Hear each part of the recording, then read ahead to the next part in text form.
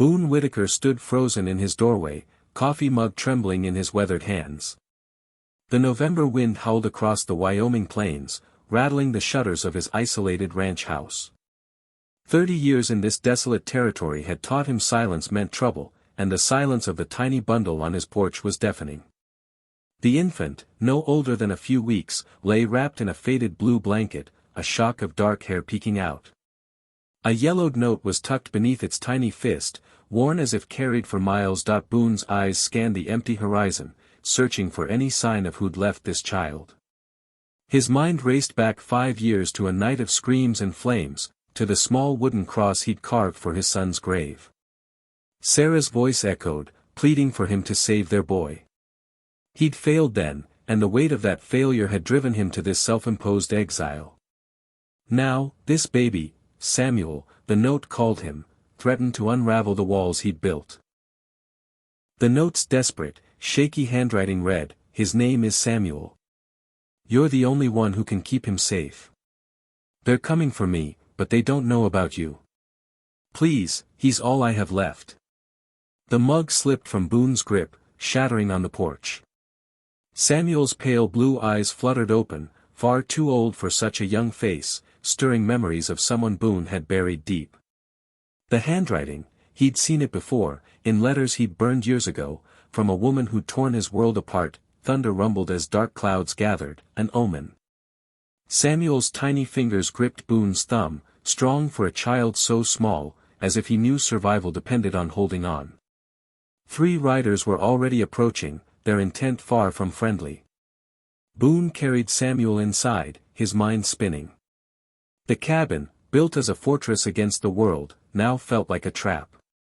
The hearth's fire cast shadows across the sparse furnishings, a single chair, a scarred table, a whiskey bottle that had been his only companion.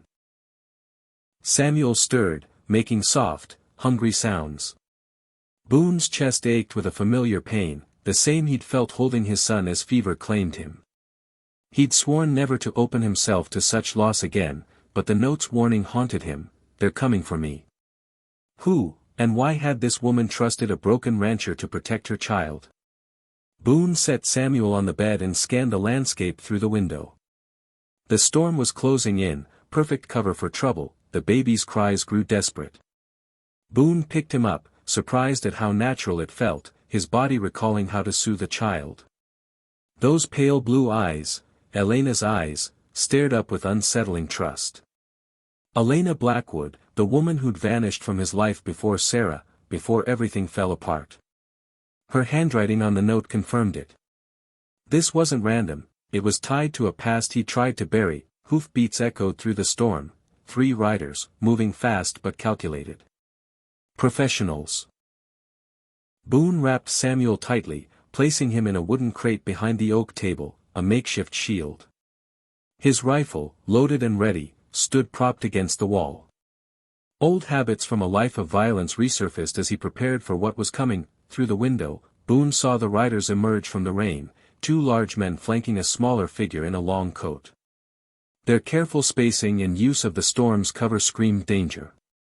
The leader dismounted, hands visible, playing peaceful, but his men's weapons were ready, their horses positioned for escape. "Whitaker," the leader called, voice cutting through the wind.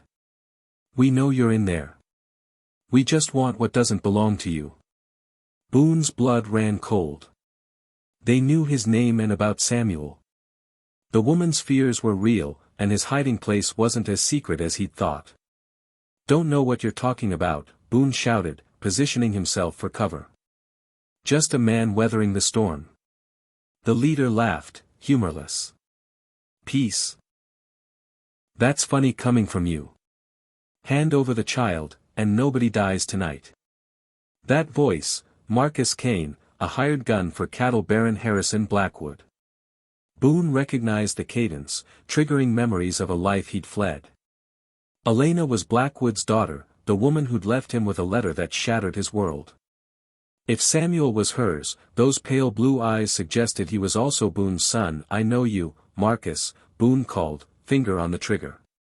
"Still doing Blackwood's dirty work? Does he know his grandson's in my cabin?" Silence followed, the storm itself holding its breath. Boone had played a dangerous card to buy time. If Samuel was Elena's, he was Blackwood's heir, and Boone's son, a secret Elena had kept. Marcus's voice returned, uncertain. You're making this harder than it needs to be, Whitaker. Funny way of showing family love, Boone shot back. Sending armed men in a storm. Where's Elena, Marcus? What did you do to her? Another pause. Elena died 3 days ago, Marcus said, his voice heavy. Fever took her, like it took your boy. The child's all that's left of the Blackwood line. Harrison wants him home. The words hit like bullets. Elena, gone. The woman who'd haunted him, who'd trusted him with their child in her final moments. Samuel was his son, raised in secret while Boone mourned another. Blackwood, a man who'd disowned Elena for loving Boone, now wanted Samuel to inherit his empire. Tell me, Marcus, Boone said, stalling. If Elena trusted me over her father, what does that say about the grandfather Harrison would be? Marcus gestured to his men, preparing an assault. Time was running out. Boone's decision crystallized. He'd lost one son to fever, he wouldn't lose Samuel to Blackwood's control. Elena had chosen him to protect their child from a man who saw people as property. You want the boy? Boone shouted. Come take him.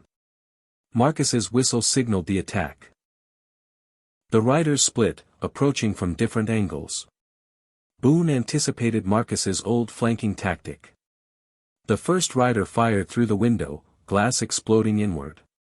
Boone dove behind the table, Samuel's cries cutting through the chaos.